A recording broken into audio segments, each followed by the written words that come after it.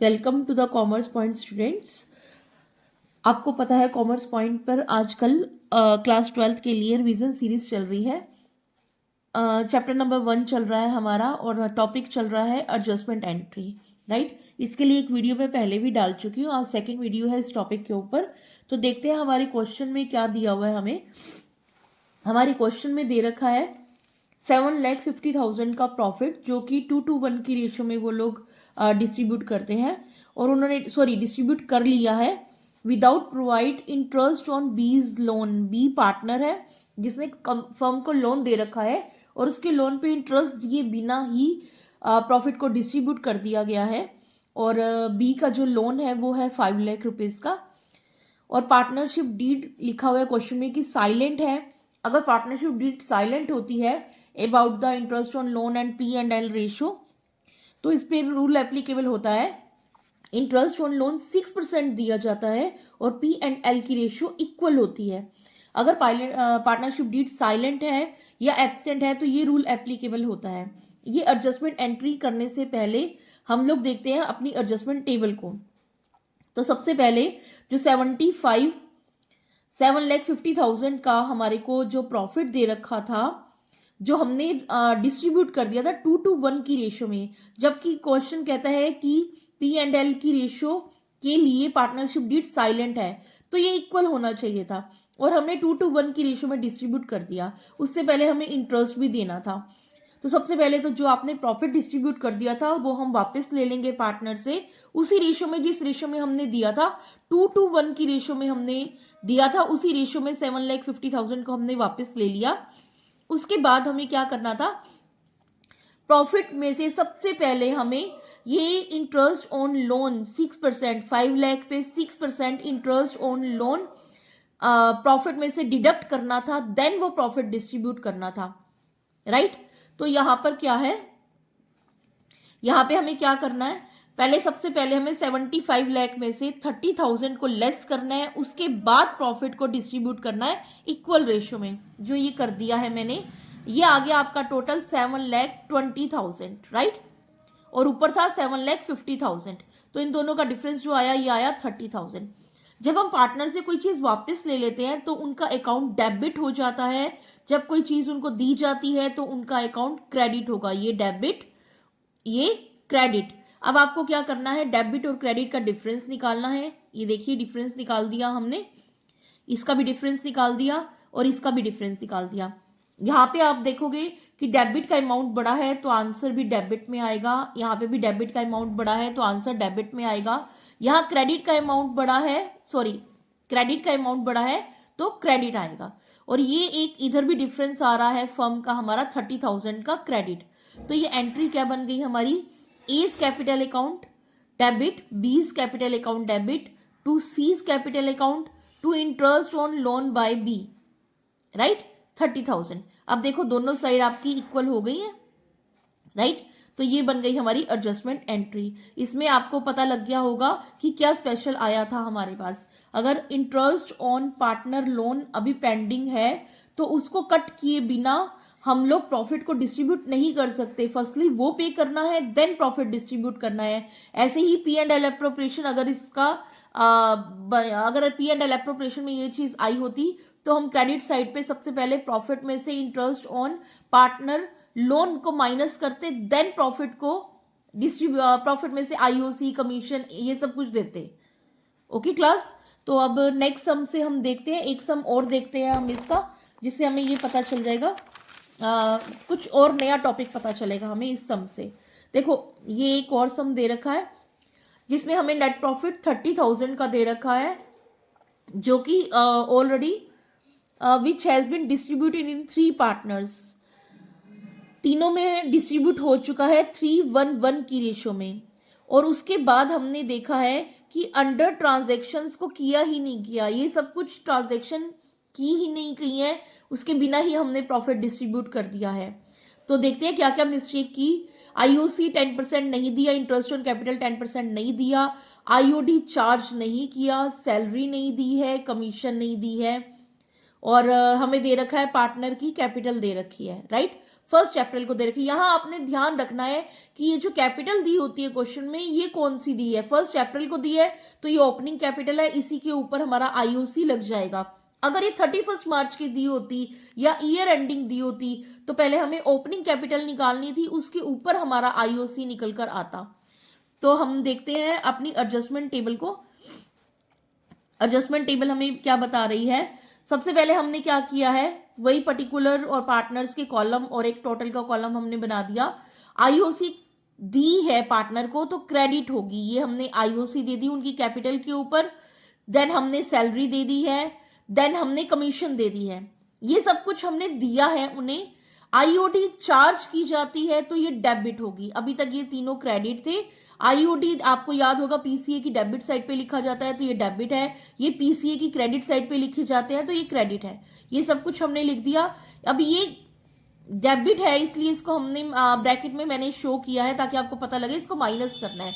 अब इन सबको हमने टोटल कर दिया जिसमें से हमने आईओडी माइनस कर दी, ये हमारा टोटल आ गया है। उसके बाद देखिए हमने प्रॉफिट को डिस्ट्रीब्यूट किया है। उसके बाद हमारा कितने का था, 30,000 का प्रॉफिट था। ये सब कुछ हमने दे दिया है तो ये सब माइनस हो जाएगा। देन बचा हुआ प्रॉफिट हमारा 3:1 की रेशो में डिस्ट्रीब्यूट हो गया, राइट। ये एक काम किया हमने, ये हमारा एक काम है सारा, ठीक है। अब ये जो प्रॉफिट भी डिस्ट्रीब्यूट किया था ना आपने, तो ये भी इसके अंदर हमने ऐड कर दिया, ठीक है। ये सारा क्रेडिट हो गया, ये आंसर जो आया ये क्रेडिट में आया हमारा। उसके बाद जो ऑलरेडी प्रॉफिट आपने गलत प्रॉफिट डिस्ट्रीब्यूट कर दिया था वो प्रॉफिट हमने वापस ले लिया। अभी जैसे मैंने आपको पिछले क्वेश्चन में भी बताया, जब हम कोई चीज उनसे वापस लेते हैं तो डेबिट हो जाएगा, पार्टनर कैपिटल अकाउंट डेबिट हो जाएगा। ये आपका क्रेडिट है, ये आपका डेबिट है, डिफरेंस निकाल लीजिए। डेबिट का अमाउंट बड़ा है तो आंसर डेबिट का है, यहाँ पे क्रेडिट का अमाउंट बड़ा है तो आंसर क्रेडिट का है, और यहाँ पे आपका डेबिट का अमाउंट बड़ा है तो आंसर डेबिट में है। तो एंट्री क्या बन जाएगी इसकी हमारे पास, A capital account debit, C capital account debit to B capital account, ये हमारी एडजस्टमेंट एंट्री बन जाएगी। होप सो स्टूडेंट्स आपको समझ में आया होगा। दोनों डिफरेंट क्वेश्चन थे, दोनों में डिफरेंट टॉपिक थे, आपको समझ में आया होगा।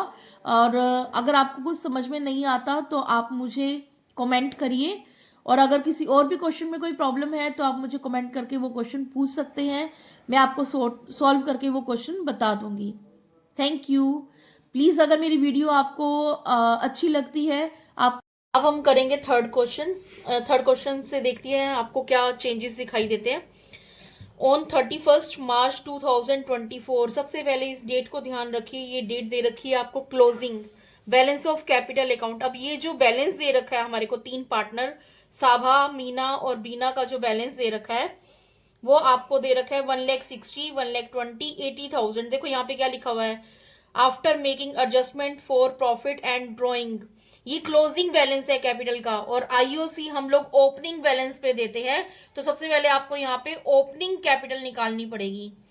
क्या नोटिस किया गया है यहाँ पे कि ये सब कुछ नहीं दिया गया। नेट प्रॉफिट हमें बता दिया गया है 40,000 का है, और उसके बाद साभा मीना विड्रॉ करते हैं 24,000 in equal instalment in the beginning of each month. ये उनकी ड्राइंग है, ये टोटल ड्राइंग दे रखी है, इसको आप मल्टीप्लाई बाय 12 मत कर देना। Each withdraw ₹24,000 in equal instalment in the beginning of each month and Bina withdraw 48,000 at the end of each month. दोनों का टाइम पीरियड अलग अलग है तो एवरेज पीरियड अलग अलग लगेगा। मैंने आपको इंटरेस्ट ऑन ड्राइंग निकालने के मेथड अपनी वीडियोस में बता रखे हैं तो वहां जाके देख लीजिएगा। आईओडी चार्ज करते हैं 5%, आईओसी अलाउड करते हैं 10%, प्रॉफिट शेयरिंग रेशियो है 2:1।